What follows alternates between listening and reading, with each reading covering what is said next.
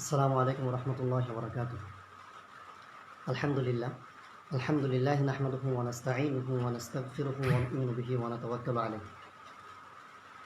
আম্মা বা'দ ফাআউযু বিল্লাহি মিনাশ শাইতানির রাজীম। বিসমিল্লাহির রহমানির রহিম।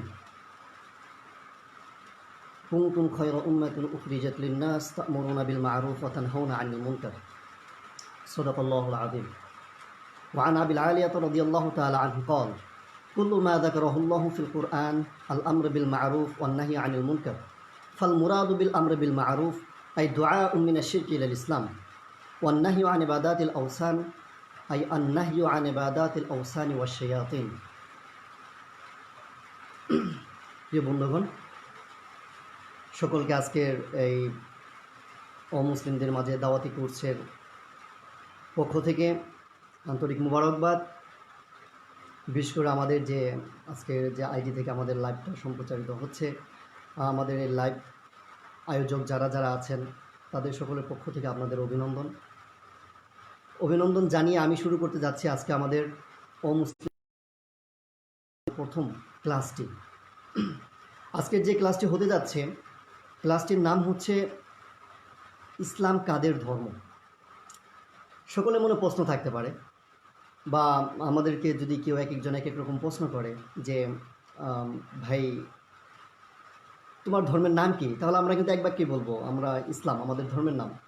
ঠিক প্রক্ষান্তরে একজন হিন্দুকে যদি জিজ্ঞাসা করা হয় ভাই ইসলাম কাদের ধর্ম, তারাও কিন্তু বলবে যেটা মুসলমানদের ধর্ম। কিন্তু এক্স্যাক্টলি কি আসলেই তাই? যেটা কি মুসলমানদের জন্যই শুধু ধর্মটা? যার কারণে আসলে এই হিডিংটাকে আমরা সামনে, যে ইসলাম কাদের ধর্ম। আরেকটি বিষয় আপনাদেরকে জানিয়ে রাখতে চাই যে আপনারা যারা লাইভে অংশগ্রহণ করেছেন অবশ্যই খাতা এবং কলম সাথে নেবেন। এমনকি আজকের ক্লাসের নাম, সেই সাথে যত কোরআনের আয়াতগুলো আসবে বা যে ধরনের উদ্ধৃতিগুলো আসুক না কেন কোরআন সুন্নাহ মোতাবেক, সেগুলো একটু টুকে রাখার জন্য চেষ্টা করবেন। ইনশাল্লাহ এটা আপনাদের জন্য ফায়দা হবে। সেই সাথে আলোচনার মাঝখানে অনেক সময় অনেক উপমা দেওয়ার জন্য অনেক দৃষ্টান্ত পেশ করা হবে। সেই দৃষ্টান্তগুলো যদি আপনারা পারেন বাস হালকা করে একটু টাচ দিয়ে রাখবেন, তাহলে পরবর্তীতে দেখবেন এই বিষয়গুলো আপনাদের অনেক কাজে লাগবে ইনশাআল্লাহ।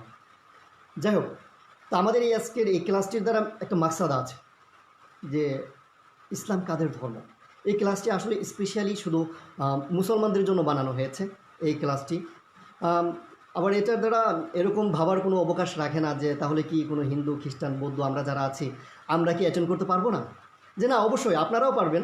আসলে এই ক্লাসটা এই জন্যই বলছি মুসলমানদের জন্য, কারণ এই ক্লাসটার মাধ্যমে আমাদের মুসলমান যারা আমরা আছি, ইসলামী নাম যাদের শুরুতে লেখা হয় আর কি, যাদের নামের আইডেন্টিফাই করার জন্য, তো আমরা আমাদের মুসলমানদের যে একটা দায়িত্ব, মুসলমানদের যে দায়িত্ব সেটা অনুধাবন করার জন্য আসলে এই ক্লাসটা। এই জন্য বললাম যে স্পেশালি এটা মুসলমানদের জন্য। বাকি যদি কোনো নন মুসলিম কিংবা অমুসলিম ভাই থেকে থাকেন তাহলে এর জন্য অবশ্যই এটা উন্মুক্ত, আপনারাও অ্যাটেন্ড করতে পারেন। কারণ এখানে আমাদের সিক্রেট কিংবা গোপনীয় কোনো বিষয় নেই যা আপনাদেরকে দেখলে কোনো প্রবলেম আমরা ক্রিয়েট করব বা প্রবলেম হবে, এরকম কিছু নেই। আসলে এটা সবার জন্য উদারত আহ্বান, সবার জন্য স্পষ্ট ভালোবাসার বার্তা নিয়ে আমরা এখানে উপস্থিত হয়েছি। আমরা মনে করি আপনারা আমাদের ভাই, আমরা আপনাদের ভাই। অতএব এখানে আমাদের কোনো লুকোচুরি নেই, আপনারা অবশ্যই ক্লাস অ্যাটেন্ড করতে পারেন। বাকি বিশেষ করে আমি তাম্বিহ করার জন্য বলছি যে এটা মুসলমানদের জন্য, যাতে করে মুসলমান ভাইগুলো এটা থেকে বিশেষ করে ফায়দা হাসিল করতে পারে, সেজন্য।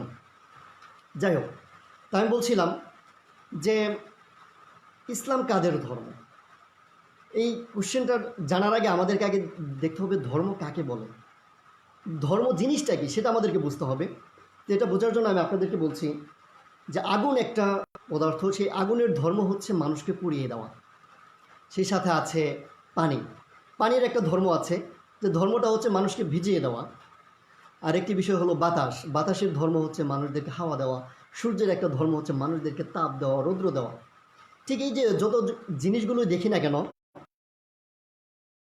তার নিজ ধর্ম কখনোই চেঞ্জ করে না, চেঞ্জ হওয়ারও নয়। কখনো আপনারা বলতে পারবেন না যে আগুন কখনো তার ধর্ম পুড়িয়ে দেওয়া চেঞ্জ করে সে মানুষদেরকে ভিজিয়ে দিয়েছে, কিংবা কোনো পানি তার ধর্মকে চেঞ্জ করে অর্থাৎ ভিজিয়ে দেওয়ার পরিবর্তে মানুষদেরকে পুড়িয়ে দিয়েছে। এরকম কিন্তু আমরা কখনো কেউ দেখিনি বা এরকম কখনো ঘটা সম্ভব নয়। আর এটার দ্বারা, এই কথাটা বলার দ্বারা আমার উদ্দেশ্য এটাই যে ধর্ম কখনো চেঞ্জ হওয়ার নয়, আর প্রত্যেকের ধর্ম একটাই হয়। ঠিক এরকমভাবে আমরা মানুষ, আমাদের মানুষেরও একটা ধর্ম আছে। আর সেই ধর্মটাও একটাই, সেই ধর্মটার নাম হচ্ছে আত্মসমর্পণ, অর্থাৎ সৃষ্টিকর্তার কাছে নিজেকে স্যালেন্ডার করে নেওয়া, যে ও মাবুদ, আপনি আমাকে যেভাবে চান আমি সেইভাবে আমার জিন্দিগিকে পরিচালনা করব। আপনি যেভাবে আমাকে খেতে বলেন, আপনি যেভাবে আমাকে ঘুমাতে বলেন, আপনি যেভাবে আমাকে ব্যবসা বাণিজ্য করতে বলেন, যেভাবে আমাকে শিক্ষা প্রতিষ্ঠানে শিক্ষা অর্জন করার জন্য বলেন, ঠিক আমি আমার লাইফটাকে এইভাবেই গড়ব, এইভাবেই চালাবো। এটাই হচ্ছে আল্লাহর আমার আপনার জীবন পরিচালনা করার জন্য যে কোরআনটাকে পাঠিয়েছেন। সেই কোরআনের মধ্যে কিন্তু আল্লাহ রব্বুল আলমিন অনেক আদেশসূচক ওয়ার্ডার করেছেন, অনেক নিষেধসূচক ওয়ার্ডারও করেছেন। তো আমাদেরকে আল্লাহ রব্বুল আলমিনের সেই সমস্ত আদেশগুলোকে পালন করতে হবে। আর আমাকে সেই সমস্ত আদেশগুলো পালন করা, নিজের জন্যকে অপরিহার্য মনে করার নামইটা হচ্ছে আত্মসমর্পণ করা।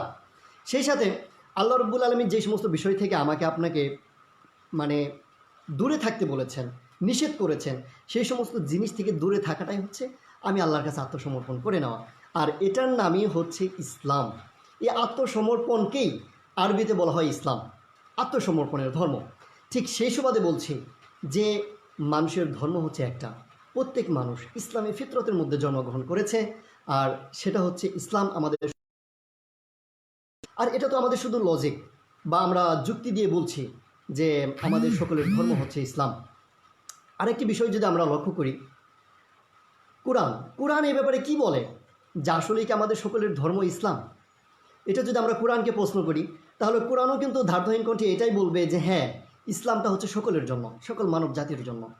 আর আল্লাহ রব্বুল আলমিন মানুষের জন্য এই ধর্মটাকেই সিলেক্ট করেছেন, এই ধর্মটাকেই মনোনীত করেছেন। যেমন এই ব্যাপারে আপনি সর্বপ্রথম দেখতে পারেন সূরা আলে ইমরানের 19 নম্বর আয়াত নাম্বারটা অবশ্যই লিখে রাখবেন। আগে বলেছি এগুলো আপনাদের পরবর্তীতে অনেক কাজে লাগবে। তো বলেছিলাম যে সূরা আলে ইমরানের 19 নম্বর আয়াতের মধ্যে আল্লাহ রব্বুল আলমিন বলছেন যে ইন্নাদ্দীনা ইনদাল্লাহিল ইসলাম, অর্থাৎ আল্লাহ রব্বুল আলমিনের কাছে একমাত্র একটি ধর্ম, সেটা হচ্ছে সমর্পণ। মানুষ নিজেকে আল্লাহর কাছে সোপর্দ করে দিবে, এটাই হচ্ছে আল্লাহ। দুঃখিত, আসলে একদিকে হলো সিমটাকে চালু রাখতে হয়েছে, আবার সিমটাকে চালু রাখার কারণে বিভিন্ন জায়গা থেকে ফোনও আসছে, যার কারণে মাঝে মাঝে লাইন ডিসকানেক্ট হয়ে যাচ্ছে। আমি দুঃখিত এক্ষেত্রে, আপনারা ক্ষমা নজরে দেখবেন। যাই হোক, আবার যে বিষয়টি হচ্ছে আমি বলছিলাম যে আল্লাহ রব্বুল আলমিন বললেন যে কি, সূরা আল ইমরানের 19 নম্বর আয়াতে আল্লাহ এটাই বললেন যে আল্লাহ রব্বুল আলমিনের কাছে একমাত্র একটি ধর্ম, সেটা হচ্ছে ইসলাম। এমনকি শুধু এটাই নয়, আল্লাহ রব্বুল আলমিন এই সূরা আল ইমরানের যদি আরও একটু সামনের দিকে আগায়, তাহলে দেখা গেছে সূরা আল ইমরানের 85 নম্বর যে আয়াতটি আছে, সূরা আল ইমরানের 85 নম্বর আয়াত, সেই আয়াতের মধ্যে আল্লাহ রব্বুল আলমিন এটাও বলে দিয়েছেন যে ওয়ামান ইয়াবতাগি গায়রাল ইসলামি দীনান ফালা ইউকবালা মিনহু ওয়া হুয়া ফিল আখিরাতি মিনাল খাসিরিন। যে কোনো ব্যক্তি, যে কেউ হোক না কেন, সে যদি ইসলাম ধর্ম, সে যদি এই আত্মসমর্পণের ধর্মকে ছাড়া অন্য কোনো ধর্ম অনুসরণ করে কিংবা ফলো করে, অনুসন্ধান করে, তাহলে তার কাছ থেকে কোনো কিছুই কিন্তু গ্রহণ করা হবে না। ওয়া ফিল আখিরাতি মিনাল খাসিরিন, আল্লাহ রাব্বুল আলামিন এটাও বলে দিয়েছেন সে আখিরাতের মধ্যে, আখিরাতের দিনে, কিয়ামতের দিনে, হিসাব নিকাশের দিনের মধ্যে সে ক্ষতিগ্রস্তদের অন্তর্ভুক্ত হবে।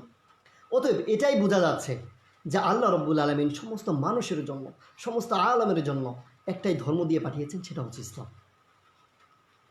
শুধু এটাই নয়, আরেকটি বিষয় আপনাদেরকে জানানোর জন্য বলতে চাচ্ছি যে মানুষ যে বিভিন্ন কোম্পানিগুলো খোলে, বিভিন্ন কোম্পানিতে দেখবেন একই ব্র্যান্ডের অনেকগুলো জিনিস তৈরি হয়।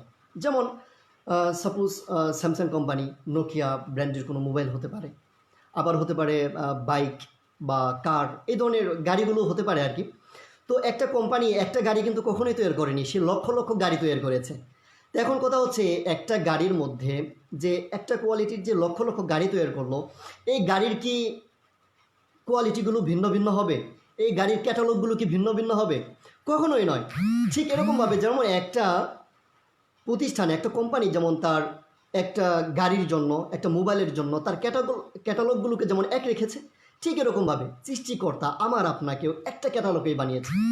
যদি ভিন্ন ভিন্ন ক্যাটালগেই হইতো, সাপোজ কিছুক্ষণের জন্য মেনেই নিলাম যে আমরা ভিন্ন, হিন্দু খ্রিস্টান বৌদ্ধ সবাই ভিন্ন, যদি এটাই হতো, তাহলে আল্লাহ রাব্বুল আলামিন কিন্তু পারলে এটা করতে পারতেন যে হিন্দুদের কপালে লিখে দিতে পারতেন যে হিন্দু, আর মুসলমানের কপালে লিখে দিতে পারতেন মুসলমান, খ্রিস্টানের কপালে লিখে দিতে পারতেন যে খ্রিস্টান। কিন্তু আমরা তো ওরকম কোনো তফাৎ দেখি না। এরকম কোনো বডির মধ্যে, ফুল বডির মধ্যে এরকম কোনো ইঙ্গিত, কোনো চিহ্ন আমরা পাই না যে চিহ্নের মাধ্যমে আমরা বুঝতে পারবো এ হিন্দু, এ মুসলমান, এ খ্রিস্টান। কি বলেন?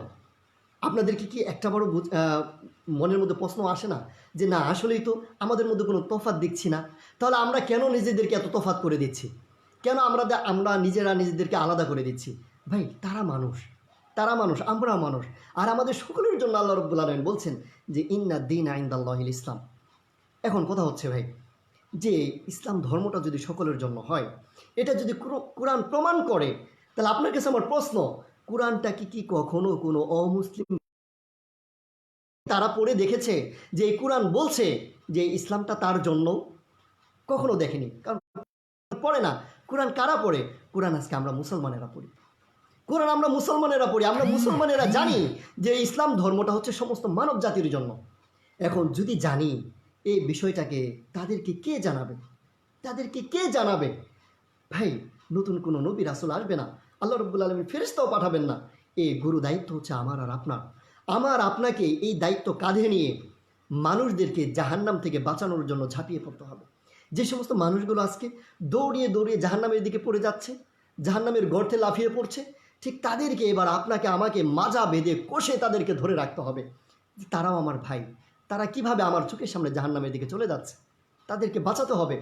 আমার নবী মুহাম্মদ রাসূলুল্লাহ সাল্লাল্লাহু আলাইহি ওয়াসাল্লামের অন্তরে কি পরিমাণ ব্যথা ছিল আমরা সকলেই জানি। একটা ঘটনা আমরা সকলেই জানি যে জনৈক এক ইহুদির লাশ নিয়ে রাসূল সাল্লাল্লাহু আলাইহি ওয়াসাল্লামের সামনে দিয়ে যাওয়া হচ্ছিল। রাসূল সাল্লাল্লাহু আলাইহি ওয়াসাল্লাম সাহাবীদেরকে নিয়ে দাঁড়িয়ে গেলেন। চোখ থেকে পানি পড়া শুরু করে দিয়েছে, অশ্রু ঝরছে। সাহাবা একরাম রাদিয়াল্লাহু তাআলা আরজ করলেন, ইয়া রাসূলুল্লাহ, আপনি কেন অশ্রু ঝরাচ্ছেন? আপনার সামনে যে লাশটিকে নিয়ে যাওয়া হচ্ছে সে তো একজন অমুসলিম, সে তো একজন ইহুদি। আল্লাহ রসুল কি বলেছিলেন? আল্লাহ রসুল এটাই বলেছিলেন, ও আমার সাহাবীরা, আমি নবীকে যে উদ্দেশ্যে এই ধরনের বুকে প্রেরণ করা হয়েছে মানুষদেরকে জাহান্নাম থেকে বাঁচানোর জন্য, আর আমি নবীর জীবদ্দশাতেই আমারই চোখের সামনে দিয়ে আমারই একজন উম্মত জাহান্নামের দিকে চলে গেল, আর আমি নবী কিছুই করতে পারলাম না। এর চাইতে বড় আফসোসের আর কি হতে পারে? নবী আফসোস করেছেন, নবী বুকের মধ্যে ব্যথা ধারণ করেছেন। শুধু এটাই নয়, আমার নবীর দিলে কি পরিমাণ ব্যথা ছিল একটাবার নিজেকে প্রশ্ন করে দেখি যে কি পরিমাণ ব্যথা আমার নবীর অন্তরে ছিল। দুনিয়ার মধ্যে যদি কোনো ভালোবাসার দৃষ্টান্ত দিতে চাই আমরা, তাহলে সর্বপ্রথম কিন্তু আমরা বাবা মায়ের ভালোবাসার দৃষ্টান্তটাকেই দেব। ভালোবাসার যদি কোনো নজির থেকে থাকে তাহলে সেটা আমরা পেশ করব। কাউকে যদি বলা হয় ভালোবাসা কাকে বলে, তাহলে তাকে বলবো বাবা মায়ের দিকে দেখো, ভালোবাসা করে দেখো, বাবা মার দিকে তাকিয়ে দেখো ভালোবাসা কাকে বলে। ভালোবাসার একটা নমুনা বাবা মার কাছে পাওয়া যায়, কিন্তু সেই ভালোবাসাটাও আমার নবীর ভালোবাসার সামনে কিছুই নয়। বলবেন কিভাবে? এভাবেই বলছি, কোনো ছেলে মারা গেল, কোনো সন্তান মারা গেল, সে সন্তান তো তার খুবই প্রিয় ছিল। সন্তান রাতের বেলা অন্ধকারে ঘুমাতে পারতো না, মা পাশে নিয়ে সন্তানকে ঘুম পাড়াতো।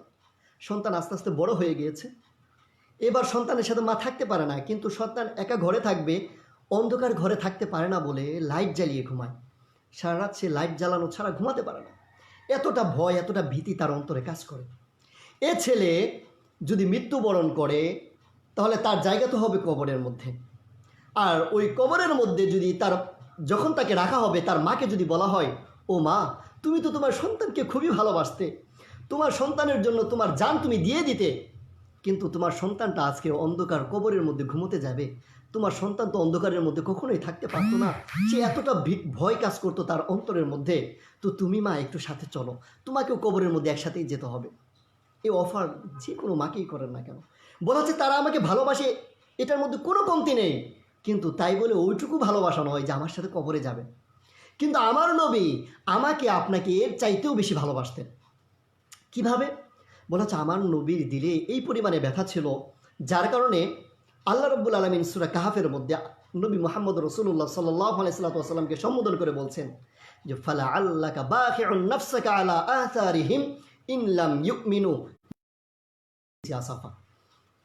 ওগো নবী, আমার তো মনে হচ্ছে আপনি আপনার নিজের জানকে উৎসর্গ করে দেবেন, আপনি মরেই যাবেন, যে মানুষ কেন ঈমান আনছে না, মানুষ কেন কালিমার ছায়া তোলে আসছে না। মানুষ কেন আল্লাহকে মেনে নিচ্ছে না, মানুষ কেন আমি নবীকে মেনে নিচ্ছে না, এই পেরেশানিতে আমার জানকে উৎসর্গ করে দেবেন, অর্থাৎ আপনি নবী মরেই যাবেন। আল্লাহ রব্বুল আলমিন আমার নবীকে এটা বলে সান্ত্বনা দিচ্ছে। তো কী পরিমাণ ব্যথা হলে, কী পরিমাণ দরদ হলে একজন মানুষ অপরজন মানুষের জন্য মরতে পারে। একটা বার প্রশ্ন করে দেখো, আমার নবী উম্মতকে এই পরিমাণ ভালোবেসেছিলেন, আমার নবী উম্মতকে এই পরিমাণ ভালোবেসেছিলেন, আর সেই নবীর ওয়ারিস হলাম আমরা, সেই নবীর ওয়ারিস হলাম আমরা। তো আমাদেরকে সেই নবীর ওয়ারিস হিসেবে আমাদের কি কোনোই দায়িত্ব নয়?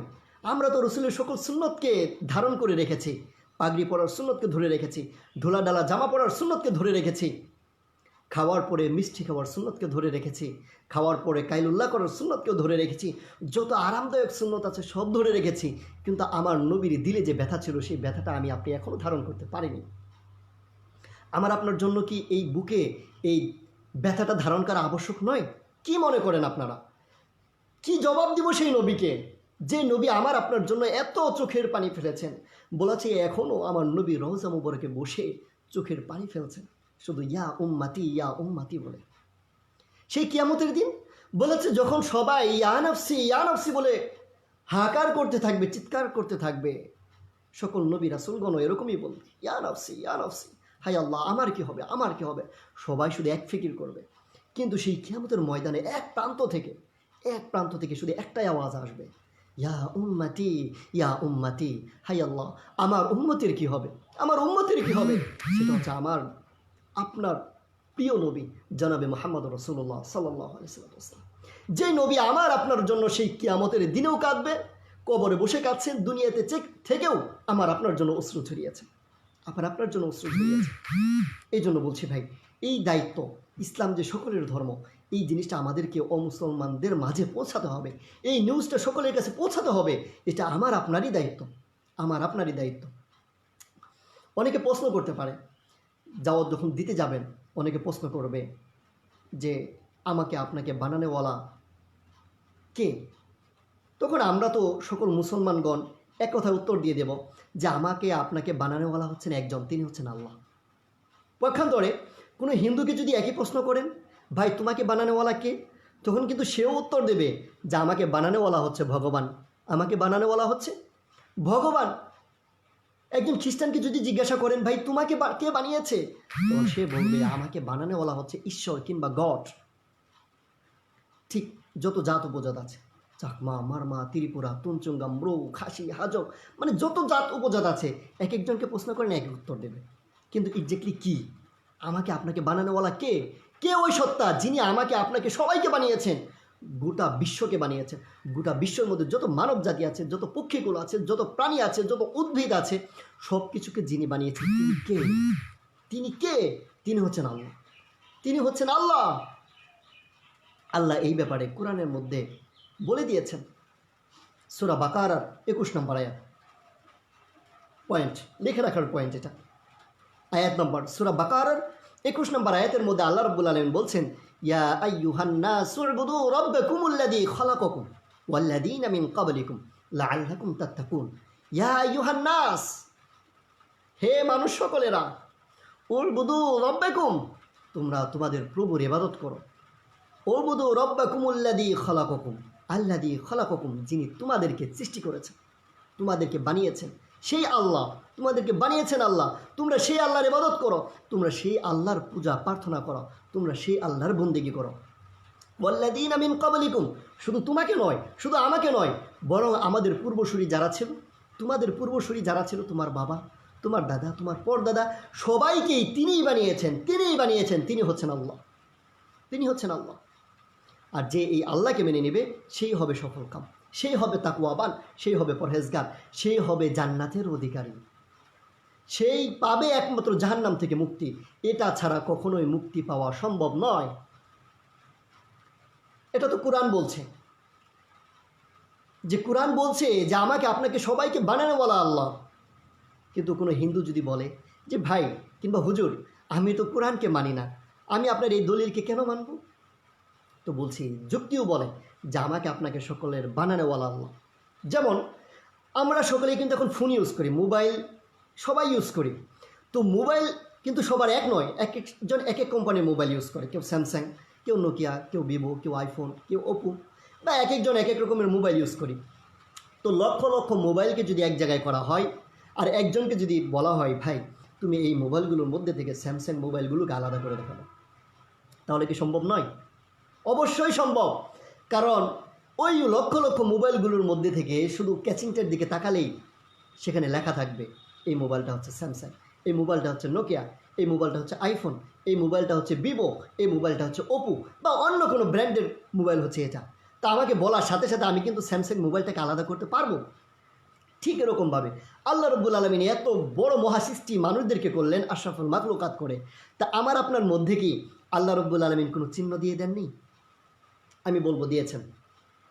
আল্লাহ রব্বুল আলমিন আমার আপনার মাঝে চিহ্ন দিয়ে দিয়েছেন, যে চিহ্নের মাধ্যমে, যে প্রতীকের মাধ্যমে প্রমাণ হবে যে হ্যাঁ আমার আপনার সকলের সৃষ্টিকর্তা হচ্ছেন আল্লাহ। সেটা প্রুফটার জন্য আমি আপনাদেরকে সবাইকে বলবো নিজের হাতের দিকে একটা বার খেয়াল করুন। নিজের হাত, বাম হাতের দিকে যদি লক্ষ্য করেন, এই হাতের মধ্যে আল্লাহ রব্বুল আলমিন তার নামের প্রতীকী আল্লাহ নামের একটা চিহ্ন আল্লাহ রব্বুল আলমিন হাতের মধ্যে দিয়ে দিয়েছেন।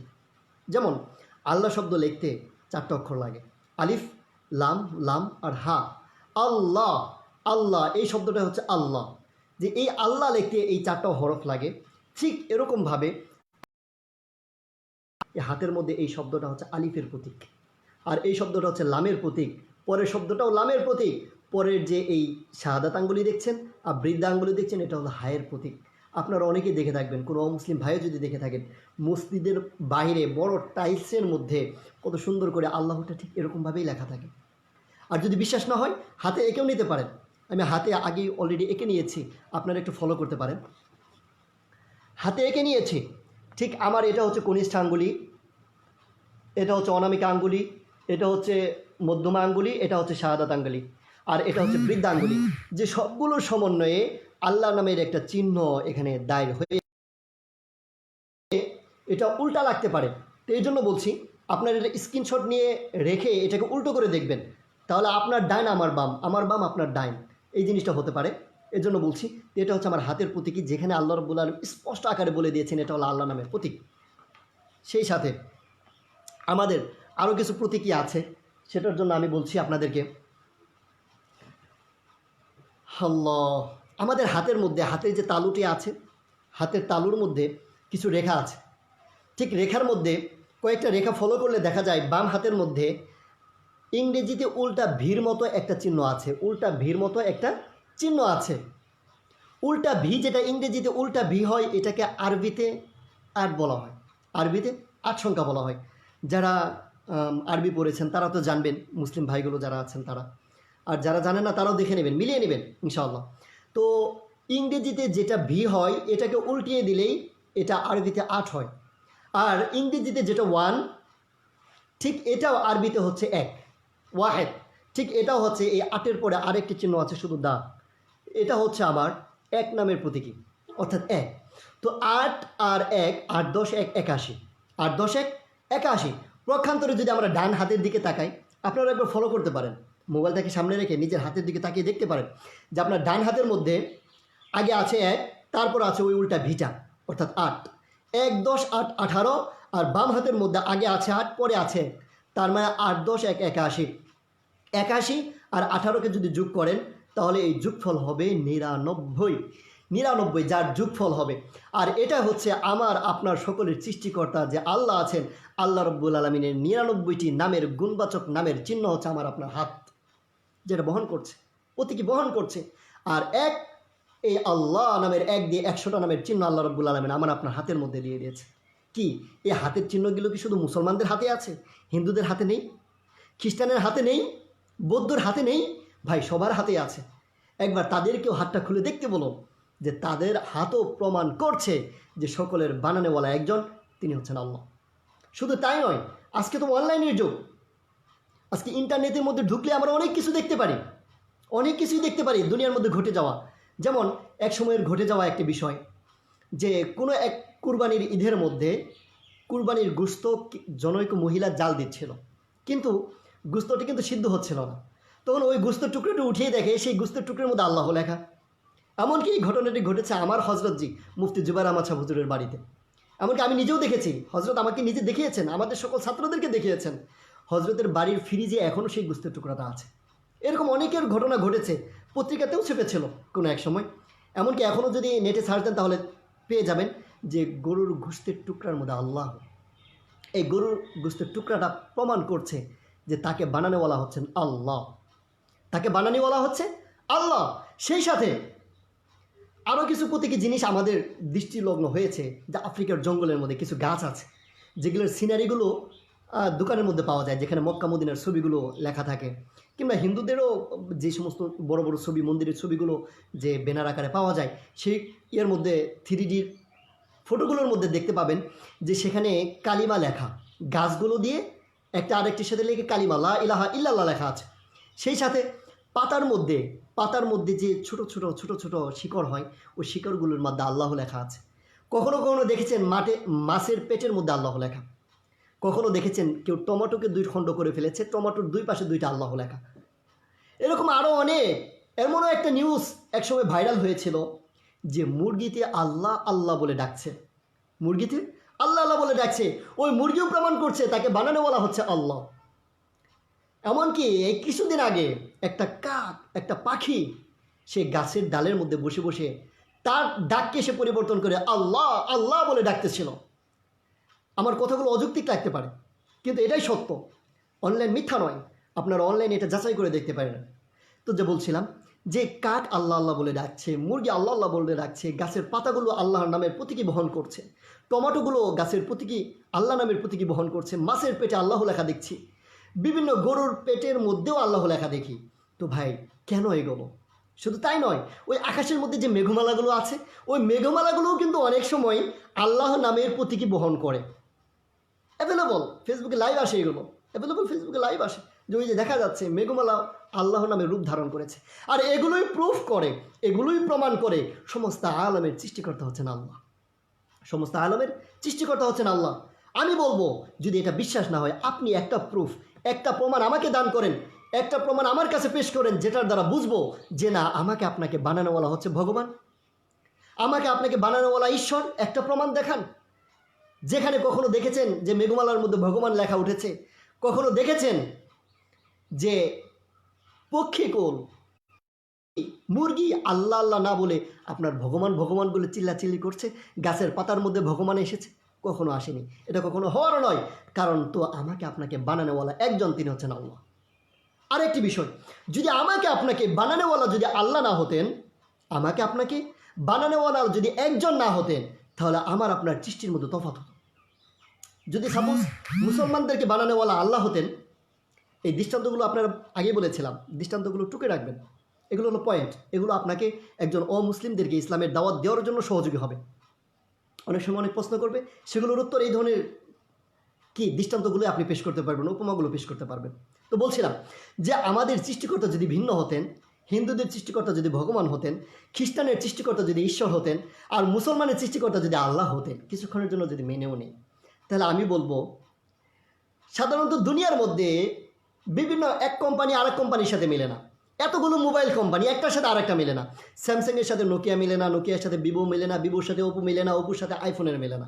কেন মিলে না? বলা হচ্ছে প্রত্যেক কোম্পানি নিজস্ব একটি থিওরিতে, নিজস্ব একটি পছন্দ দ্বারা মোবাইল তৈরি করেছে। এমনকি সেটার মধ্যে সিলমোহরও মেরে দিয়েছে যে এটা এই কোম্পানি, যার কারণে আরেকটা কোম্পানির সাথে মিলে যাওয়ার কোনো অবকাশই রাখে না।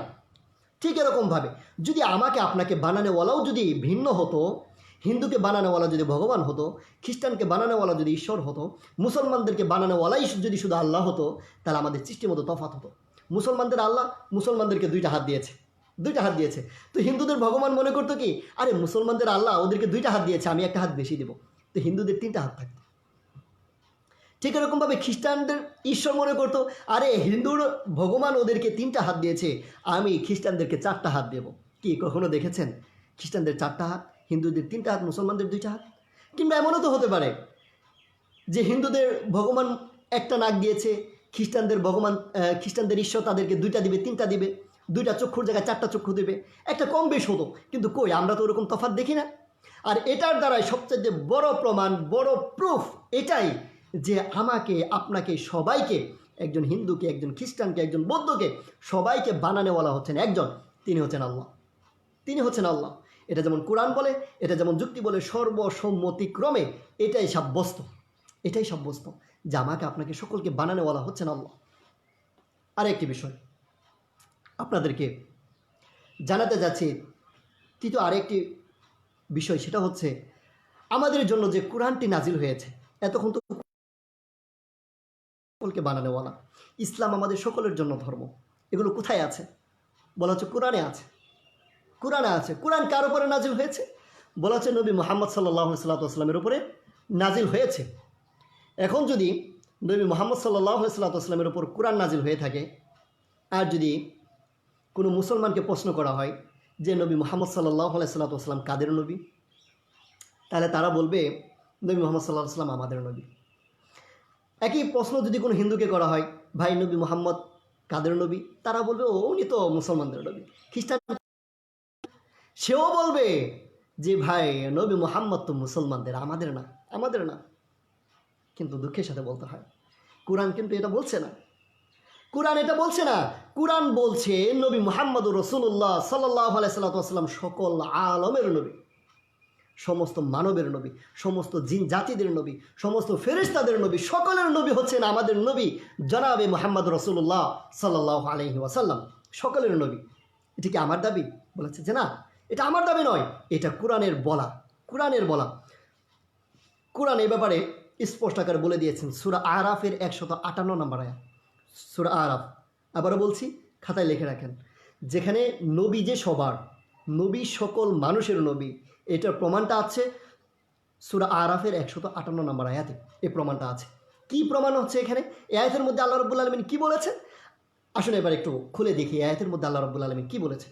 এই আয়াতের মধ্যে আল্লাহ রাব্বুল আলামিন বলছেন, কুল ইয়া আইয়ুহান নাস ইন্নী রাসূলুল্লাহি ইলাইকুম জামিয়া। হে নবী, কুল, আপনি মানুষদেরকে বলে দেন, ইয়া আইয়ুহান নাস, হে মানুষ সকল, আমি তোমাদের সকলের নবী, ইয়া আইয়ুহান নাস, নিশ্চয় আমি, রাসূলুল্লাহ, আল্লাহর পক্ষ থেকে প্রেরিত নবী, জামিয়া, তোমাদের সকলের জন্য। এখানে আল্লাহর নবী এটা বলে নাই ইয়া আইয়ুহান নাস কিংবা ইয়া আইয়ুহাল মুসলিমুন, এখানে বলেন নাই যে আমি শুধু মুসলমানদের জন্য নবী। এখানে আল্লাহর নবী এটাও বলেন নাই, আল্লাহ এটাও বলেন নাই কোরআনের মধ্যে যে ইয়া আইয়ুহান নাসারা, ইয়া আইয়ুহাল ইয়াহুদ, যে আমি ইয়াহুদিদের নবী, আমি নাসারাদের নবী। এখানে আল্লাহর নবীকে সম্বোধন করে আল্লাহ এখানে কোরআনে বলে দিয়েছেন ইয়া আইয়ুহান নাস, সমস্ত মানুষের জন্য নবী। অতএব বোঝা যাচ্ছে আমার আপনার সকলের নবী হচ্ছে জনাবে মুহাম্মদুর রাসূলুল্লাহ সাল্লাল্লাহু আলাইহি ওয়াসাল্লাম। এই নবীকে না মানি, আমি যেমন ইমানদার বলে প্রমাণিত হব না, আমি যেমন মুসলিম বলে বিবেচিত হব না, আমি যেমন জাহান্নাম থেকে বাঁচতে পারবো না, আমি যেমন জান্নাত লাভ করতে পারবো না, ঠিক অনুরূপভাবে একজন হিন্দু আপনিও যদি এই নবী মুহাম্মদ সাল্লাল্লাহু আলাইহি ওয়াসাল্লামকে না মানেন, নবী মুহাম্মদ সাল্লাল্লাহু আলাইহি ওয়াসাল্লামকে আপনার নবী হিসেবে না স্বীকৃত দেন, তাহলে আপনিও কখনো স্বর্গে যেতে পারবেন না, আপনিও কোনোদিন নরক থেকে বাঁচতে পারবেন না, কখনোই বাঁচতে পারবেন না। এটা সবার জন্য। এই নবী সকলের নবী, এই নবী আমার নবী, এই নবী আপনার নবী, সকলের নবী হচ্ছেন জনাবে মুহাম্মদুর রাসূলুল্লাহ সাল্লাল্লাহু আলাইহি ওয়াসাল্লাম। কোথায় আছে বলেছিলাম আগে, সূরা আরাফের 158 নম্বর আয়াত। এখানে নবীকে সম্বোধন করে আল্লাহ রাব্বুল আলামিন এই কথাটা বলে দিয়েছে। এবার লাস্ট আরেকটা কোশ্চেন, যে বারবার একই প্রশ্ন যে হুজুর আপনি নবী সবার, ইসলাম সবার, সকলকে বানানোওয়ালা আল্লাহ, সব আপনি শুধু দলিল দিচ্ছেন, প্রমাণ দিচ্ছেন কোরআন থেকে। আমরা তো এই কোরআনই মানি না, কোরআন তো আমাদের জন্য না। আমি বলবো ভাই এটা আপনার ভুল ধারণা, কোরআনটা আপনার জন্য, কোরআনটা সমস্ত আলমের মানুষের জন্য। আপনি কি নিজেকে মানুষ বলে পরিচয় দেন না? আপনি যদি নিজেকে মানুষ বলে পরিচয় দেন তাহলে কোরআনটা আপনার জন্য, কোরআনটা শুধু মুসলমানের জন্য নয়। আল্লাহ রাব্বুল আলামিন এটাও বলে দিয়েছেন, এই কোরআনের মধ্যে একটি সূরা আছে, সূরা বাকারা, 2 নম্বর সূরা। এই সূরার মধ্যে, সূরা বাকারার 185 নম্বর, লিখে রাখতে পারেন, সূরা বাকারার 185 নম্বর আয়াত। এই আয়াতের মধ্যে আল্লাহ রাব্বুল আলামিন বলছেন, শাহরুর রমাদানাল্লাযী উনজিলা ফীহিল কুরআন হুদাল লিন-নাস। যে আজকে আমরা রমজান মাসে উপনীত হয়েছি, আজকে আমাদের পহেলা রমজান। এই রমজানের মধ্যেই আল্লাহ রাব্বুল আলামিন বলছেন যে এই রমজানের মধ্যেই আমি আল্লাহ কোরআনকে নাজিল করেছি। শাহরুর রমাদানাল্লাযী উনজিলা ফীহিল কুরআন, রমজান মাস এমন মাস যে মাসের মধ্যে আমি আল্লাহ কোরআনকে নাজিল করেছি। কাদের জন্য? হুদাল্লিন নাস, মানুষের হেদায়েতের জন্য। মানুষের সংবিধান স্বরূপ আমি এই কোরআনকে নাজিল করেছি। সমস্ত মানুষ শব্দ আল্লাহ রাব্বুল আলামিন ব্যবহার করেছে। মানুষ, এখানে আল্লাহ রাব্বুল আলামিন বলেন নাই হুদাল্লিল মুসলিমিন, মুসলমানদের হেদায়েতের জন্য। আল্লাহ রাব্বুল আলামিন এটাও বলেন নাই হুদাল্লিন নাসারা, নাসারাদের হেদায়েতের জন্য। আল্লাহ রাব্বুল আলামিন এটাও বলেন নাই হুদাল্লিল ইয়াহুদ, ইয়াহুদিদের হেদায়েতের জন্য। আল্লাহ রাব্বুল আলামিন এটাও বলেন নাই হুদাল্লিল হিন্দ, হিন্দুদের হেদায়েতের জন্য। আল্লাহ রাব্বুল আলামিন বলেছেন মানুষের হেদায়েতের জন্য। এখন প্রশ্ন একটাই, প্রশ্ন বারবার একটাই আপনার কাছে, আপনি কি নিজে মানুষ নন? আপনি কি মানুষ নন? আপনি যদি মানুষ হয়ে থাকেন তাহলে এই কোরআন আপনার, এই কোরআন আমার, এই কোরআন সমস্ত আলমের মানুষের জন্য হচ্ছেন এই কোরআন। কোরআন সবার, কোরআন সবার, এই কোরআনটা আপনার। আর এই কোরআনের মধ্যে আল্লাহ রাব্বুল আলামিন বলছেন এই কোরআন আপনার। এই কোরআনের মধ্যে আল্লাহ রাব্বুল আলামিন বলছেন এই কোরআন যার উপরে নাজিল হয়েছিল, যেই নবীর উপরে নাজিল হয়েছিল, নবী মুহাম্মদ রাসূলুল্লাহ সাল্লাল্লাহু আলাইহি ওয়াসাল্লাম, সেই নবীও আপনার, সেই নবী আমার, সমস্ত মানুষের। এই কোরআনটা যিনি নাজিল করেছেন ওই আল্লাহ, ওই বানানেওয়ালা, বলা হচ্ছে তিনিও আমাদের সকলের বানানেওয়ালা। এই কোরআনের মধ্যেই বলে দিচ্ছে আমার আপনার সকলের ধর্ম হচ্ছে ইসলাম, আমার আপনার সকলের স্বভাব হচ্ছে ইসলাম, আত্মসমর্পণ। এটাই বলছে। এটা ভালো পয়েন্ট, আপনারা মাথায় রাখবেন। বিষয়টা হচ্ছে সবাইকে বোঝানোর জন্য, আপনারা নিজে একে অপর মুসলমান ভাইকে বোঝানোর জন্য। যতগুলো আয়াত আমি এখানে পড়েছি, যেমন ইয়া আইয়ুহান নাস উ'বুদু রাব্বাকুম, সূরা বাকারার 21 নম্বর আয়াত। আরও পড়েছি সূরা আরাফের 158 নম্বর আয়াত। এখানে আল্লাহ রাব্বুল আলামিন বলছেন কুল ইয়া আইয়ুহান নাস। ঠিক এরকমভাবে সূরা বাকারার 185 নম্বর আয়াত, শাহরুর রমাদান আল্লাযী উনজিলা ফীহিল কুরআন হুদাল লিন-নাস। সব জায়গায় শুধু নাস, নাস শব্দ। তো হোয়াট ইজ নাস? নাস কি জিনিস? নাস অর্থ কি? এটা একটা জানার বিষয়, পয়েন্ট, মাথায় রাখার বিষয়। অবশ্যই খুব খেয়াল রাখবেন, শুকনো একটা বিষয় যে নাস কাকে বলে। নাস মানে হচ্ছে, নাস শব্দটি উনসন শব্দ থেকে নির্গত হয়েছে, উনসন। তো এটার অর্থ হচ্ছে মনুষ্যত্ব। যার মধ্যে মনুষ্যত্ব আছে সেই হচ্ছে মানুষ, যার মধ্যে মনুষ্যত্ব আছে সেই মানুষ। আমি যদি আপনাকে যদি বলি এই দৃষ্টান্ত ছাড়া, এই ব্যাখ্যা ছাড়া, যে যার মধ্যে মনুষ্যত্ব আছে, এই ব্যাখ্যা ছাড়া আপনি অন্য কোনোভাবে মানুষকে আপনি আমার সামনে উপস্থাপন করেন, চিনান, যে জিনিসের মাধ্যমে আমি বুঝবো এ মানুষ, আর কোনো পথ নেই। আপনি বলবেন যে হুজুর যার দুইটা হাত আছে সে মানুষ, যার আপনার আমার মতো দুইটা চোখ আছে সে মানুষ, যার আপনার আমার মতো একটা নাক আছে সে মানুষ, যে আপনার আমার মতো একটা মুখ আছে সে মানুষ, যার দুইটা কান আছে সে মানুষ। আমি বলবো না, এই হাত, মুখ, নাকের মাধ্যমে মানুষ বিবেচিত হয় না। কারণ এরকম হাত, পা, নাক, কান প্রত্যেকটা চতুষ্পদ প্রাণীরও আছে। গরু ছাগলেরও আছে, গরুরও দুইটা হাত দুইটা পা আছে, চারটা দেখি না, তাদেরও আছে। গরুরও মুখ আছে, আমার মতো একটা মুখ, আপনার মতো একটাই মুখ। গরুরও দুইটাই চোখ আছে, ছাগলেরও একটাই আছে, দুইটাই আছে। প্রত্যেকটা জিনিস, হাত, পা, চোখ, কান, সব কিছু প্রত্যেকটা সৃষ্টির মধ্যে আছে, মাখলুকাতের মধ্যে আমরা পাই। তাহলে স্পেশালি মানুষ কাকে বলে? স্পেশালি মানুষ হচ্ছে সেই যার মধ্যে মনুষ্যত্ব আছে। আর মনুষ্যত্ব কি জিনিস সেটা বোঝার জন্য আর একটা উপমা নিয়ে নেবেন, খাতার মধ্যে লিখে রাখবেন। উপমাটি হচ্ছে কোনো এক রাখাল ব্যক্তি একটি গরুকে নিয়ে যাচ্ছে, একটি গরুকে নিয়ে যাচ্ছে। গরুকে নিয়ে যাওয়ার পর ওই গরু যে রাস্তা দিয়ে হেঁটে যাচ্ছিল, ওই রাস্তার মধ্যে একটি বিড়াল ছিল, একটি বিড়াল ছানা ছিল। তো গরুর পায়ের নিচে পড়ে বিড়ালের পা ভেঙে গিয়েছে, বিড়ালের পা ভেঙে গিয়েছে। এখন বিড়ালটা তো হাউমাউ করে ম্যাউমাউ করে কান্না শুরু করে দিয়েছে। কিন্তু কখনো কি দেখেছেন ওই গরুটা একবারও পিছনে তাকিয়ে দেখছে যে আরে আমার পায়ের নিচে পড়ে বিড়ালের পাটা ভেঙে গেল, না জানি ওর কত কষ্ট হচ্ছে, একটু ওকে নিয়ে একটু হসপিটালে নিয়ে যায়? কখনো গরু বলবে? বলবে না। এই ফিলিংসটা আল্লাহর মধ্যে দেন নাই। এই মনুষ্যত্বের ফিলিংসটা, মনুষ্যত্বের সফটওয়্যারটা, এটা ওই গরুর মধ্যে নাই। যার কারণে সে তার মধ্যে এই ফিলিংসটাই কাজ করে না যে তার দ্বারা একজন ক্ষতিগ্রস্ত হয়েছে, তার দ্বারা একজনের পা ভেঙেছে, তাকে যে একটু, সে যে একটু কষ্ট পাচ্ছে এটা সে বুঝে না, ফিল করতে পারে না, তাকে হসপিটালে নিয়ে যাওয়া প্রয়োজন, এটাও তার মধ্যে কখনোই কাজ করে না। কিন্তু মানুষ, আমি আপনি যদি ভালো কাজ করি মনে প্রশান্তি লাগে, আহা একটা ভালো কাজ করেছি। যদি কোনো খারাপ কাজও করি তারপরেও কিন্তু মনে সায় দেয়, যত খারাপই হই না কেন, আহা কাজটা খারাপ করে ফেললাম, অমুকের গালে একটা থাপ্পড় মেরে ফেলেছি, অমুককে আজকে মারলাম, সে না জানি কত বদদোয়া দিচ্ছে আমাকে। এই ফিলিংসটা কিন্তু আমার আপনার মনে আসে। আর এটার নাম হচ্ছে মনুষ্যত্ব, এটার নাম হচ্ছে মনুষ্যত্ব। আর যে আগে বলেছিলাম আমরা সকলে মানুষ, আমরা সকলে এক বাবা মায়ের সন্তান, আমাদের সকলের বাবা মা একজনই। আদম এবং হাওয়া আলাইহিসসালাম। আদম এবং হাওয়া আলাইহিসসালাম এক বাবা মা থেকে সৃষ্টি। যদি সেটাই না হতো, যদি আমাদের মধ্যে মনুষ্যত্ব না থাকতো, আমাদের মধ্যে যদি এক ভ্রাতৃত্ববোধ না থাকতো, আমরা যদি এক আদম হাওয়ার সন্তান নাই হতাম, তাহলে আমাদের জন্য পরস্পরের এত ভালোবাসা, এত দরদ থাকতো না। এটা আমাদের রক্তের টান, রক্তের টান। বলবেন কিভাবে? এটার জন্য আমি আরেকটা উপমা টানতে চাচ্ছি। ভিন্ন ভিন্ন আরও উপমা দিতে পারেন, সেটা আপনাদের বিষয়। আমার মাথায় এখন একটা বিষয় আসছে, সেজন্য সেটা বলে দিচ্ছি। সেটা হচ্ছে, আজকে হচ্ছে 25শে এপ্রিল। এই ঠিক 24শে এপ্রিল মানে গতকালকে যে ডেটটা ছিল, ওই ডেটে 2013 সালে আমাদের বাংলাদেশে একটি ঘটনা ঘটে। সেটা হচ্ছে আমাদের ঢাকা সাভারে রানা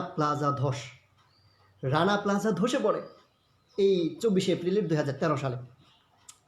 এই 24শে এপ্রিল 2013 সালে যেই দিন রানা প্লাজা ধসে পড়েছিল, সেই দিন কিন্তু অনেক মানুষ তাদেরকে উদ্ধার করার কাজে অংশগ্রহণ করেছে।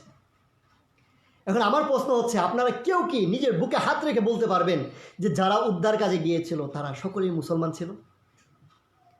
কেউ কি বুকে হাত রেখে বলতে পারবে যে আমরা যারা বাঁচাতে গিয়েছিলাম সকলে হিন্দু ছিলাম? কেউ কি এই কথা বুকে হাত নিয়ে বলতে পারবে যে আমরা যারা রানা প্লাজার মধ্যে যারা ধসে পড়ে যারা ক্ষতিগ্রস্ত হয়েছিল তাদের সকলকে বাঁচানোর জন্য আমরা খ্রিস্টানেরা গিয়েছিলাম, মুসলমানেরা যায়নি?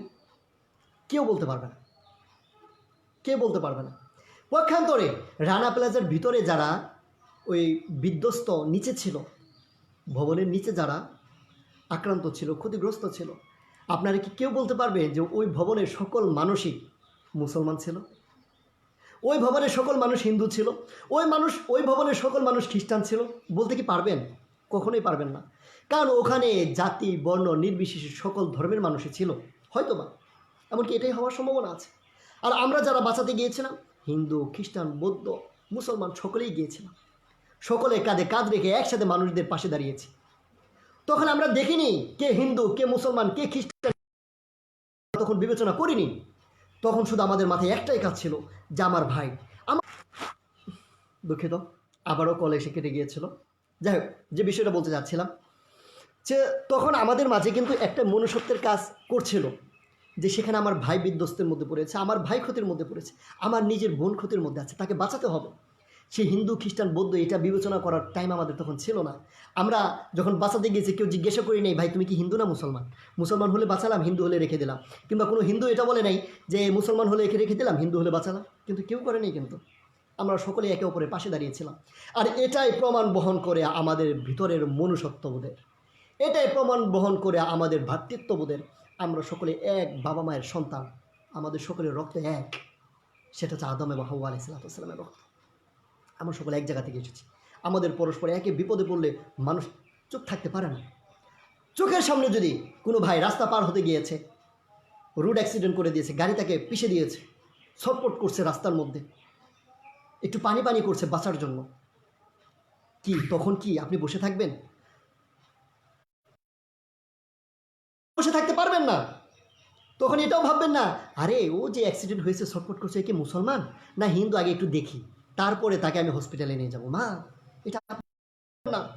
আপনি তখন সর্বপ্রথম দৌড়িয়ে যাবেন, চাই আপনি হিন্দু হন, চাই সে মুসলমান হন, চাই সে খ্রিস্টান হন, যে হন না কেন আপনি সর্বপ্রথম যাবেন তাকে বাঁচাতে। কারণ আমার ভাই তখন বিপদের মধ্যে আছে, আমার ভাইকে হসপিটালে নিতে হবে, আমার ভাইকে অ্যাডমিট করাতে হবে, ডাক্তারের চিকিৎসা দিতে হবে, তাকে ভালো করতে হবে। তখন এই ফিকিরি কাজ করে। আর এটাই হচ্ছে মনুষ্যত্ববোধ, এটাই হচ্ছে ভ্রাতৃত্ববোধ, এটাই হচ্ছে ভ্রাতৃত্ববোধ। তো ভাই, এই যে মানুষগুলো বিপদে পড়েছে, অ্যাক্সিডেন্ট হয়ে কারো ঘরে আগুন লেগেছে, আমি আপনি সকলে বাঁচাতে গিয়েছি, কেউ ওই রানা প্লাজার মধ্যে বিধ্বস্তের মধ্যে পড়ে গিয়েছে, আমি আপনি সকলে বাঁচাতে গিয়েছি। ভাই, সে যদি এটার দ্বারা ক্ষতবিক্ষত হয়, তার পা যদি ভেঙে যায়, হাত যদি ভেঙে যায়, বলা হচ্ছে ভালো ট্রিটমেন্টের মাধ্যমে তাকে তো ভালো করা সম্ভব, ভালো ট্রিটমেন্টের মাধ্যমে তাকে ভালো করা সম্ভব। কিন্তু কথা হচ্ছে এই ভাইটা যদি আজই মারা যায়, এখনই যদি মারা যায়, তাহলে কিন্তু সে চিরস্থায়ী জাহান্নামের মধ্যে চলে যাবে। তাকে আর বাঁচানো সম্ভব নয়। তাকে না আপনি বাঁচাতে পারবেন, না আমি। শুধু আমি আর আপনি নয়, কোনো ওলি আল্লাহ, পীর বুজুর্গ, গাউস কুতুব কেউ তাকে বাঁচাতে পারবে না। এমনকি স্বয়ং কোনো নবী রাসূলও বাঁচাতে পারবে না। এমনকি সুপার পাওয়ারের অধিকারী আমাদের নবী মুহাম্মদ রাসূলুল্লাহ সাল্লাল্লাহু আলাইহি সাল্লাম তার কোনো কাজেই আসবে না, তিনিও তাদেরকে বাঁচাতে পারবেন না। এটা তার জন্য নিষিদ্ধ আছে। কোনো ঈমান হারা ব্যক্তির জন্য নবীর সুপারিশ চলবে না। কোনো ইমান হারা ব্যক্তির জন্য ইমান বলা ব্যক্তি কখনোই কাজে আসবে না, কখনোই কাজে আসবে না। এখন কথা হচ্ছে ভাই, দুনিয়ার আগুন থেকে তো তাকে বাঁচিয়ে দিলাম, দুনিয়ার বিপদ থেকে তো আমি তাকে বাঁচিয়ে দিলাম, কিন্তু সে যে পরকালীন বিপদের মধ্যে যাচ্ছে, এটার জন্য আমি কি করলাম? কয়জনকে বাঁচিয়েছি, কয়দিন তাদের জন্য চোখের পানি ফেলেছি, কয়দিন বুকের মধ্যে তাদের জন্য দরদ আর ব্যথা রেখেছি যে আমার ভাই তারা আজকে জাহান্নামের দিকে যাচ্ছে, তারা আজকে ইমান হারা, তারা আজকে আল্লাহকে মানছে না, তারা আজকে নবীকে মানছে না, তারা আজকে কোরআনকে মানছে না, না মানার কারণে তারা আজকে জাহান্নামের দিকে যাচ্ছে। কয়দিন তাদের জন্য ফিকির করেছি, কয়দিন তাদের জন্য ছটফট করেছি? কখনো করিনি। কিন্তু আমার নবীর আদর্শ কী ছিল? নবীর আদর্শ ছিল তাদের জন্য দোয়া করা। আমার নবীকে যখন 40 বছর বয়সে নবুয়ত দেওয়া হয়েছিল, তখন কিন্তু আরব আমিরাতে কোনো মুসলমান ছিল না, কোনো মুসলমান ছিল না। তখন ইহুদি, নাসারা, মূর্তি পূজারী, অগ্নি পূজারী, বিভিন্ন রকমের পূজারী ছিল, সবাই আল্লাহ থেকে বিমুখ ছিল। ওই সমস্ত একটা জাতির মধ্যে আমার নবীকে পাঠানো হয়েছিল। আল্লাহ নবীর দায়িত্ব এটাই ছিল, তাদেরকে বাঁচাও, তাদেরকে জাহান্নাম থেকে বাঁচাও।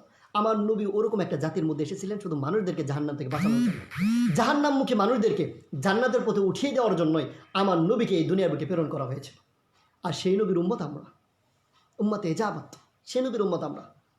কিন্তু আমরা তো তাদের জন্য একটাবার ফিকির করি না, একটাবার তো সেই নবীর মতো দরদ নিয়ে ব্যথা নিয়ে তাদেরকে কালিমার দাওয়াত দিচ্ছি না, একটাবার তাদেরকে আল্লাহর কথা বলছি না, একটাবার নবীর কথা বলছি না, কোরআনের কথা বলছি না, একটাবার তাদেরকে বলছি না ও ভাই এ আল্লাহ তোমার, এই ইসলাম ধর্ম তোমার, ও ভাই এই নবী মুহাম্মদ তোমার, এ কোরআন তোমার।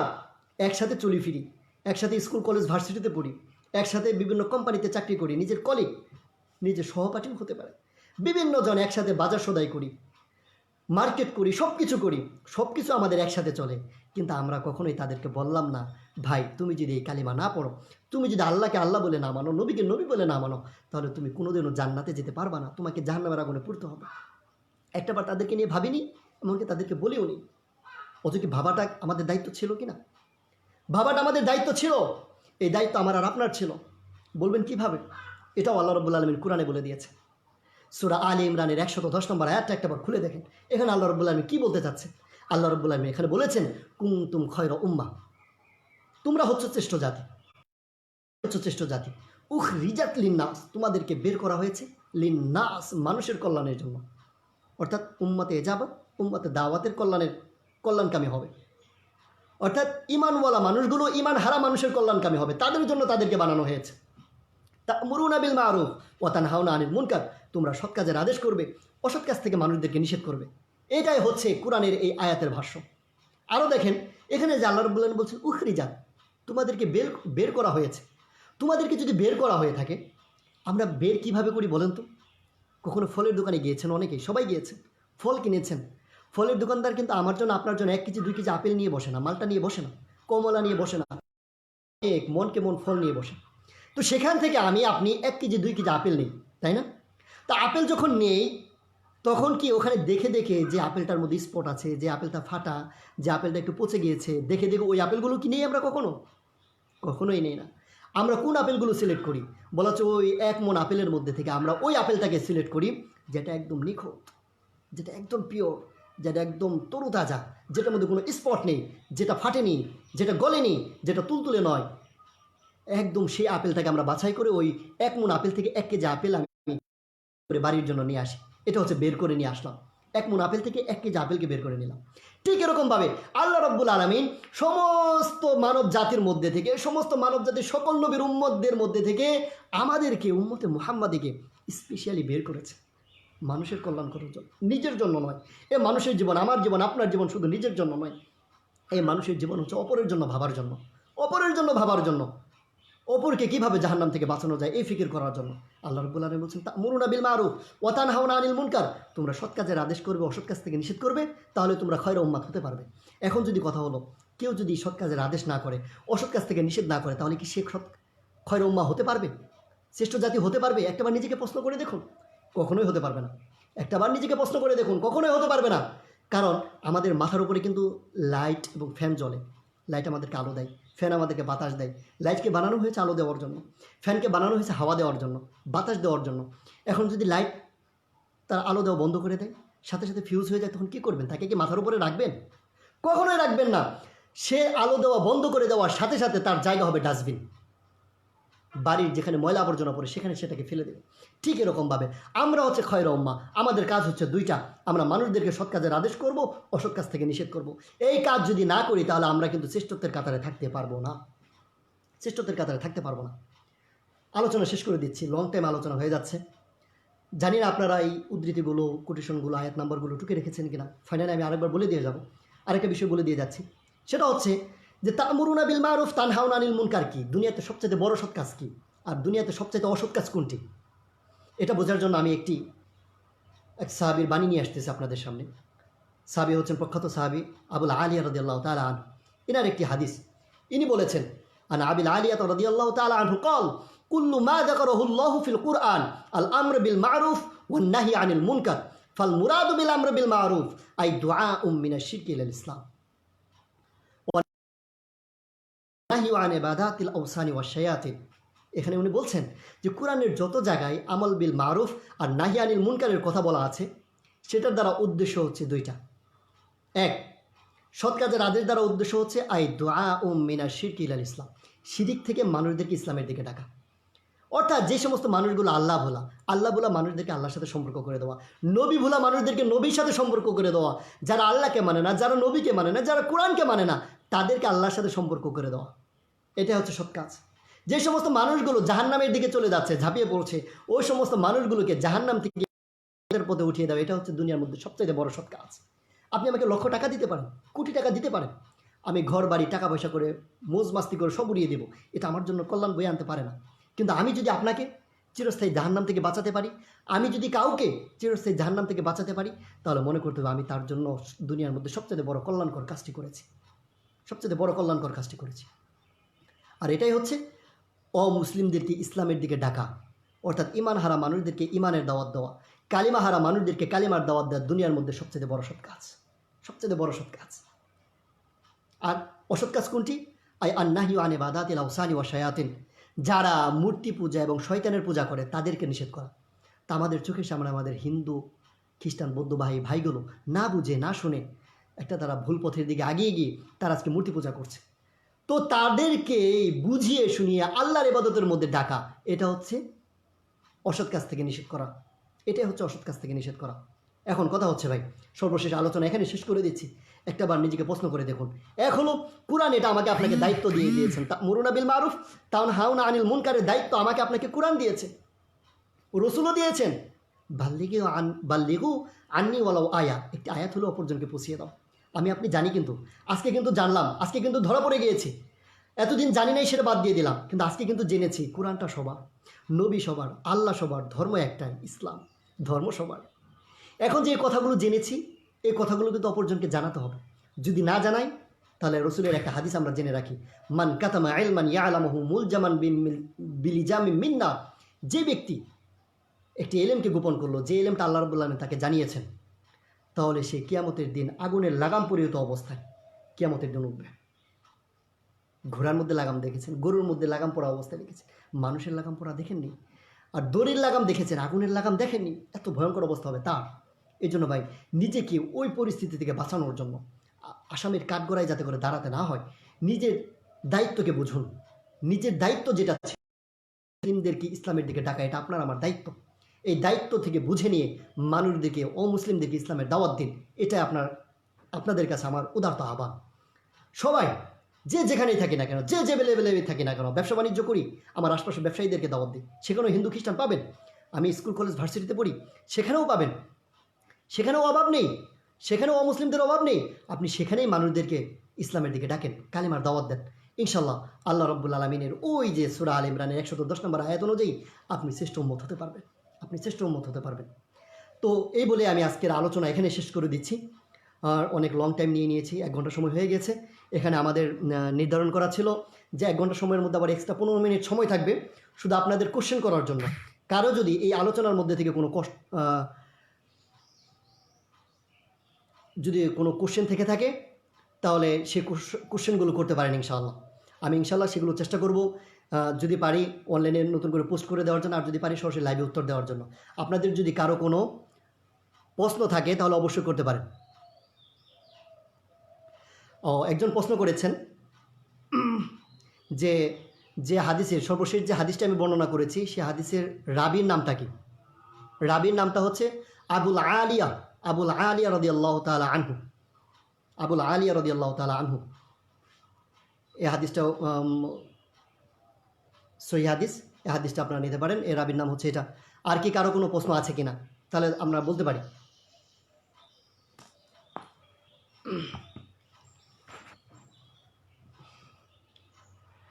কমেন্টও করতে পারি, আমি কমেন্টগুলো দেখছি। আপনারা যারা উপস্থিত আছেন তারা কমেন্ট করতে পারেন। কমেন্টের মধ্যে দেখেছে আপনাদের প্রশ্ন হলে যদি তাৎক্ষণিক 15 মিনিটের মধ্যে উত্তর দেওয়া সম্ভব হয় তাহলে তো দিয়ে দিলাম, আর না হলে আমি ইনশাল্লাহ পরবর্তীতে পোস্টের মাধ্যমে পোস্ট করে দেব, লিখিত আকারে প্রশ্নের উত্তর দিয়ে দেবো ইনশাআল্লাহ। কেউ প্রশ্ন থেকে নিরাশ হবেন না, উত্তর পেয়ে যাবেন ইনশাআল্লাহ।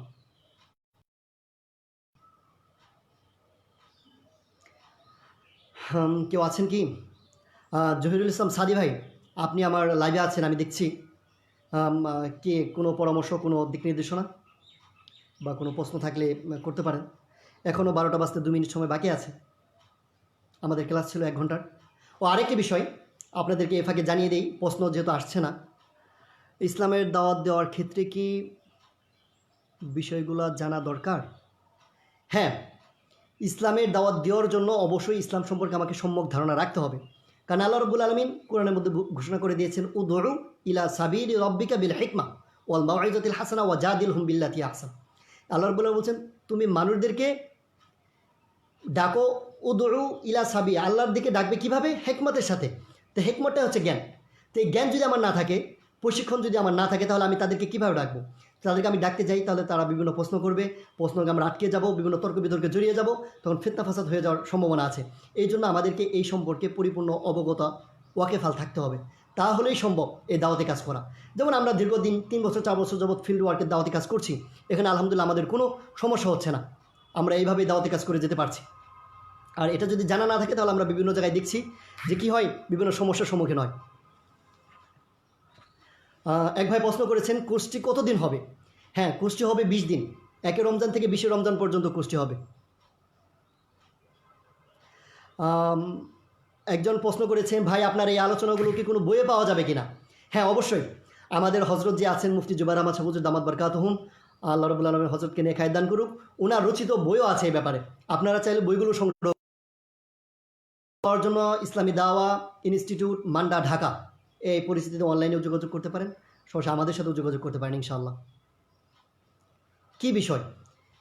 আমি আপনার আসলে প্রশ্নটি বুঝতে পারিনি, আপনি কী বিষয় দ্বারা কী বোঝাতে চাচ্ছেন? আমি বলতে চাচ্ছি আমাদের এখানে হিন্দু হবে, খ্রিস্টানরা যে সমস্ত অপতৎপরতার মাধ্যমে আলোচনা করে থাকে, মানুষদেরকে ভুল বোঝায়, সেই বিষয়গুলো এখানে পেশ করা হবে। আর একজন হিন্দুকে কীভাবে দাওয়াত দেবো সেগুলো বোঝানো হবে, একজন খ্রিস্টানকে কীভাবে দাওয়াত দেবো সেটাও বোঝানো হবে। এক ভাই প্রশ্ন করেছেন সুজিত ভাই, যে আমাদেরকে বাসায় বসে পড়ার জন্য আপনাদের ভিডিও, দাওয়াতের ভিডিও, এই বইটি শিট যদি দিতেন। ভিডিও শিটটি আসলে আপাতত দেওয়া হচ্ছে না, ওরকম শিট আকারে করা হয়নি, বাকি আমরা চেষ্টা করবো ইনশাল্লাহ ভিডিও শিটটি দেওয়ার জন্য। এক ভাই প্রশ্ন করেছেন যে যে হাদিসটি বর্ণনা করেছিলাম, হাদিসের নাম্বারটি এবং কোন গ্রন্থে বর্ণিত হয়েছে। আফওয়ান, আমি হাদিসের নাম্বারটি এক্স্যাক্টলি এই মুহূর্তে আমার মাথা থেকে আছে, কিন্তু কারেক্টটা জানা নেই। আমি আপনাকে পরবর্তীতে কমেন্টে জানিয়ে দেবো কিংবা পোস্ট করে দেবো, যে হাদিসটি বর্ণনা করেছি পোস্ট আকারে বলে দেবো কোন গ্রন্থের মধ্যে এবং হাদিস নাম্বারটি কত, সেটা ইনশাল্লাহ প্রমাণ সহকারে আপনাদেরকে আমি জানিয়ে দেবো। আরেকটি বিষয় এ ফাঁকে আমি জানিয়ে রাখছি, প্রশ্ন আসার আগ পর্যন্ত, আগামীকালকে খ্রিস্টবাদ সম্পর্কে, খ্রিস্ট ধর্ম সম্পর্কে সম্যক ধারণা, তাদের ইতিহাস বৃত্তান্ত নিয়ে গুরুত্বপূর্ণ আলোচনা পেশ করবেন আমাদেরই একজন দায়ী, সিরাজগঞ্জের একটা জেলার দায়িত্বে আছেন উনি, অনেক মেহনতি একজন সাথী, দীর্ঘদিন যাবত এই দাওয়াতি ময়দানে ফিল্ড ওয়ার্কে কাজ করে যাচ্ছেন, মাওলানা ইহতেশামুল হক, অনেক জামে মানে এবং অনেক পারদর্শী একজন ব্যক্তিত্ব, অনেক জীবনের অভিজ্ঞতা ওনার আছে এই দাওয়াতি কাজের। তো আলহামদুলিল্লাহ আগামীকালকে খ্রিস্টবাদ সম্পর্কে ধারণা দেওয়ার জন্য আসছেন মাওলানা ইহতেশামুল হক। খ্রিস্ট ধর্ম সম্পর্কে খুবই গুরুত্বপূর্ণ একটি ক্লাস। আজকে তো কোরআনের আলোচনাগুলো আপনাদের স্বাভাবিক শোনা মনে হতে পারে, কিন্তু আগামীকালকের যে ক্লাসটি হবে সেটা কিন্তু অত্যন্ত গুরুত্বপূর্ণ একটি ক্লাস, যেটা আপনাদের সকলের জন্য নতুন মনে হবে ইনশাআল্লাহ, যে আলোচনাগুলো সাধারণত হয় না। আরও কোনো সাদি ভাই, আমি আপনার প্রশ্নগুলো বুঝতে পারছি না, আপনি একটু যদি কমেন্ট বক্সে প্রশ্নগুলো করতেন, মেসেজে না করে, তাহলে ভালো হতো। সময় খুব কম, কারো কোনো প্রশ্ন বা জানা থাকলে বলতে পারেন। 12টা 2 বেজে গেছে, আর কিছুক্ষণ থাকা যেতে পারে এখানে।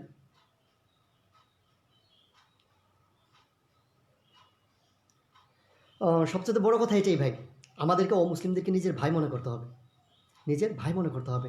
আর এটাই স্পষ্টত বুঝে নিতে হবে তারা কিন্তু জাহান্নামের দিকে যাচ্ছে, আর তাদেরকে আমাকে আপনাকে বাঁচাইতে হবে।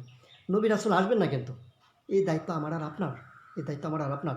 একজন মানুষকে যদি আপনি হেদায়েত দিতে পারেন, একজন মানুষ যদি আপনার দ্বারা হেদায়েতের পথে চলে আসে, এটা আপনার জন্য কামিয়াবি আমি মনে করি। একটা দুর্বল হাদিস আছে, হাদিসটি নিয়ে একটি লোকাল আছে, তবু হাদিসটি বলছি শুধু আগ্রহ পয়দা করার জন্য, যদি আমলই না আগ্রহ পয়দা করার জন্য আমি হাদিসটি বলছি। এরকম একটি হাদিস আছে, মান আসলামা আলা ইয়াদাইহি রাজুলুন ওয়াজাবাত লাহুল জান্নাহ।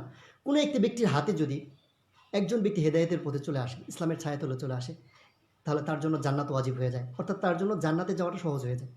তো আমি আপনি নিজের জান্নাতে যাওয়া সহজ করার জন্য হলেও কিন্তু নিজের সাথী ভাই, নিজের কলিগ, নিজের সহপাঠী, নিজের পাড়া প্রতিবেশী যারা হিন্দু খ্রিস্টান, তাদেরকে দাওয়াত দিয়ে ইসলামের ছায়াতলে আনতে পারি। এটা দ্বারা আমার নিজের একটা সফলতা। বলা আছে নিজে যত নামাজ রোজা করছি, জানি না কতটুকু কবুল হবে। কেউ গ্যারান্টি দিয়ে বলতে পারবো না আমার নামাজ কবুল হয়েছে, আমার রোজা কবুল হয়েছে, কেউ গ্যারান্টি দিতে বলতে পারবো না। আর এটার দ্বারা আমি জান্নাতে যাবো, এটাও কেউ বলতে পারবো না। কিন্তু আলহামদুলিল্লাহ এই হাদিসের যে ভাষ্যটি, আগেই বলেছি হাদিসটি নিয়ে লোকাল আছে, কথা আছে, তবু হাদিসের এই ভাষ্য অনুযায়ী আল্লাহ রাব্বুল আলামিন চাইলে তো আমার আপনাকে হেদায়েত দিয়ে দিতে পারেন, আমাকে আপনাকে জান্নাতের মালিক বানিয়ে দিতে পারেন। কমন সেন্স আমার মস্তিষ্কে আসে। যেমন দেখবেন আমরা এই উত্তরবঙ্গ থেকে ঢাকা, ঢাকা থেকে দক্ষিণবঙ্গ, দক্ষিণবঙ্গ থেকে ঢাকা, মানে লং ড্রাইভ করে যারা আমরা গাড়িতে সফর করে বিভিন্ন জায়গায় যাই, এই গাড়িতে আমরা যেতে কিন্তু আমাদেরকে টিকিট কাটতে হয়, আর টিকিটের দাম 500, 600, 700 টাকা পর্যন্ত লাগে। কিন্তু ওই গাড়িতে আমরা 40-45 জন প্যাসেঞ্জার যাই, প্যাসেঞ্জার ছাড়াও কিন্তু আরও 3-4 জন মানুষ থাকে যারা টিকিট কাটেন না। একজন হচ্ছেন ড্রাইভার, আরেকজন হচ্ছেন ওই হেল্পার, এই ধরনের লোকগুলো থাকে যারা টাকা কাটে, টিকিট টিকিট চেক করে, এই ধরনের লোকগুলো থাকে। তাদের কেন টিকিট লাগে না, তারা কেন টিকিট কাটে না? তারাও তো আমার সাথে সাথে ঢাকা যাচ্ছে, তাদের কেন টাকা পয়সার প্রয়োজন হয় না? তো বলবো এটার কারণ একটাই, আমার মস্তিষ্ক বলে, এটা কিন্তু কোরআন হাদিসের কোনো দলিল নয়, প্রমাণ নয়, আমার নিজে থেকে, আমি নিজে মাঝে মাঝে এটা নিয়ে আমি নিজেকে খুব গর্ব করি যে এরকম একটা কাজ করতে পারছি। সেটা আপনাদেরকে বলে দিচ্ছি যদি আপনাদের মধ্যে একটু স্পৃহা তৈরি হয়। সেটা হচ্ছে ওই গাড়ির লোক যে টিকিট কাটে এই জন্য হয় না কারণ তারা গাড়ি পক্ষের লোক, মালিক পক্ষের লোক, যার কারণে কিন্তু তাদের টিকিট লাগে না। তারা টিকিট ছাড়া আমাদের সাথে করে ঢাকা যাচ্ছে, তার টিকিট ছাড়া ঢাকা থেকে আবার উত্তরবঙ্গ, দক্ষিণবঙ্গ সব বঙ্গেই যাচ্ছে, কারণ তারা মালিক পক্ষের লোক, তারা মালিক পক্ষের কাজ করে। ঠিক এরকমভাবে আমরা যারা দাওয়াতি কাজ করবে, এটা হলো মালিক পক্ষের কাজ। এটা আল্লাহ রাব্বুল আলামিন নবী রাসূল দ্বারা করিয়েছে, এটা নবিয়ানা কাজ, এটা আল্লাহ রাব্বুল আলামিন চান মানুষ দ্বারা করাতে। আর এটা মালিক পক্ষের কাজ হওয়ার কারণে আমি মনে করি গাড়িতে যেরকম টিকিট লাগে না মালিক পক্ষের কাজ করার কারণে, ঠিক এরকম আমরাও যদি আল্লাহ রাব্বুল আলামিনের এই পক্ষ হয়ে আল্লাহ রাব্বুল আলামিনের তাহলে মনে করি আমাদেরও আলহামদুলিল্লাহ আল্লাহ রাব্বুল আলামিন হিসাব নিকাশ অনেকটা আসান করে নিয়ে আমাদেরকে জান্নাতে প্রেরণ করবে, এতটা কঠিন সম্মুখীন হতে হবে না। আমার দিল বলে এরকম। এমনকি কেউ বলে এরকম যে আমাদের হিসাবেই লাগবে না, হিসাবেই লাগবে না, কারণ আমরা তো মালিক পক্ষের লোক, আমরা তো বাঁচানোর জন্য। তো যাই হোক, আপনারা এরকম মানুষদেরকে জাহান্নাম থেকে বাঁচানোর একটু মেহনত করেন, ফিকির করেন। আল্লাহ রাব্বুল আলামিন আমাকে আপনাকে সবাইকে কবুল করুন। অনেকে প্রশ্ন করছেন না, এই জন্য আজকের জন্য এখানেই আলোচনা শেষ করে দিচ্ছি। সকলে সুস্থ থাকবেন, ভালো থাকবেন, এই কামনা রেখে আজকের প্রথম ক্লাস ইসলাম ধর্ম কাদের ধর্ম, এই হিডিংয়ে আমাদের আজকের প্রথম ক্লাসটি এখানে সমাপ্তি করছি। আসসালামু আলাইকুম ওয়া রাহমাতুল্লাহি ওয়া বারাকাতুহু।